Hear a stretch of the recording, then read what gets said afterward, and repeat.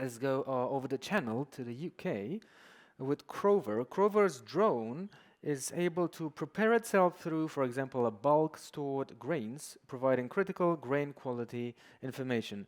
If Lorenzo Conti, founder and managing director, is ready, let's kick it off. Good luck. Thank you. As humans, we have a natural tendency of constantly trying to reach into the unexplored. And with the conquest of space now underway, there is very few places where we can't go. We spend so much time looking up, though, that we forgot to look more into what is right below our feet.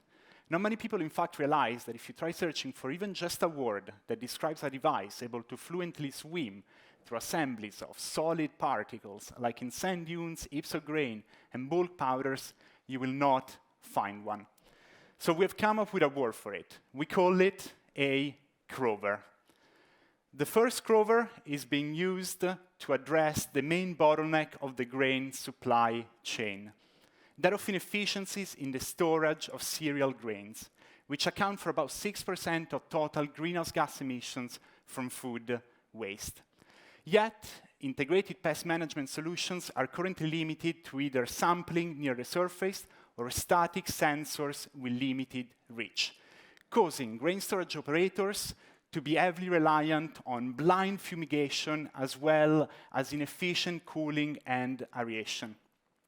So we've developed a grain storage management system, at the core of which is the Crover robot, which measures the most important grain parameters and mixes the grain as it fluently swims through them, which helps maintain their quality. A Crover is made possible by the discovery of coupling between rotational and translation motion in granular media, what we like to call the Crover effect. Our initial target are centralized grain storage hubs with at least 20,000 tons of storage capacity that store for a continuous period of 3 months or longer. These are generally owned by grain merchants and port operators, and we're partnering with some of these key players in the UK and in Italy on our first commercial pilots. Under the guidance of John Knight, the author of most of the guidelines that UK farmers follow for their grain storage operations, our team is working hard on making sure that every grain that enters a shed or a silo exits it with the same quality. But we don't want to stop there. Future potential applications range from sampling on Mars and other planets to helping with the handling of mineral bulks and chemical powders. The underground barrier is finally broken. Now that we know how to get there, the question is, what would you want to do if you also had a Crover that could boldly take you where no robot has gone before?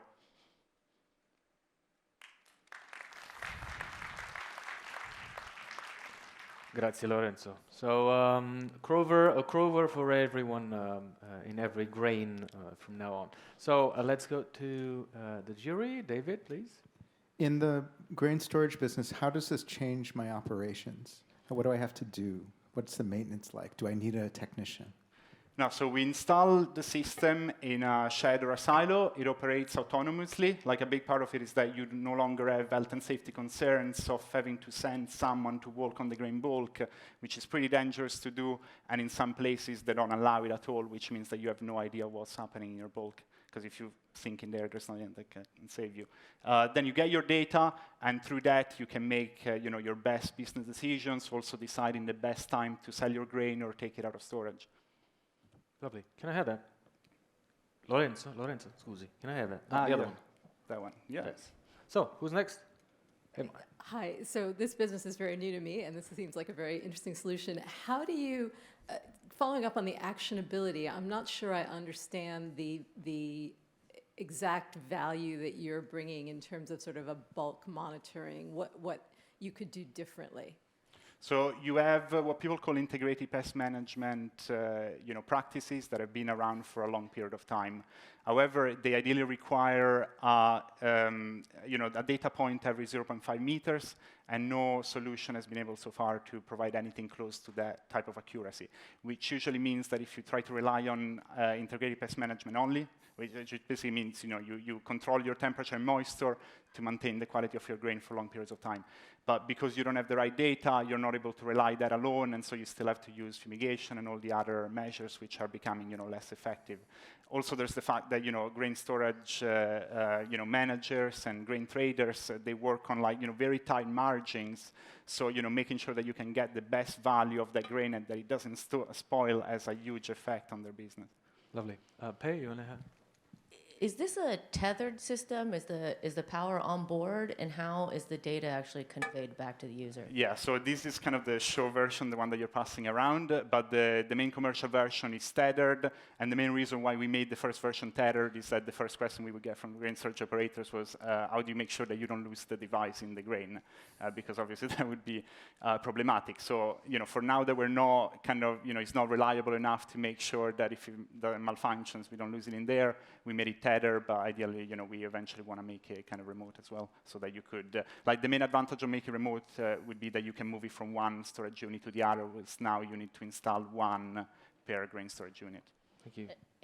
And the data and power are through the tether then? The power is, the data is wireless.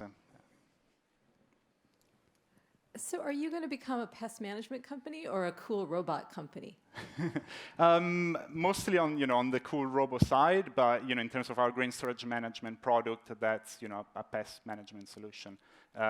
We've got also this is our stage 1, as we're calling it. We've been working on a sampling system as well to do more advanced measures, and we actually started recently working on more advanced sensing solution as well to measure mycotoxins and proteins, and what we're calling kind of our stage 3 would be topical intervention. Once you detect a problem, targeting the small area in a more efficient manner than having to cool and aerate the entire bulk, which is pretty expensive. Lovely. Thank you very much. This was Crover. Thank you. Thank you.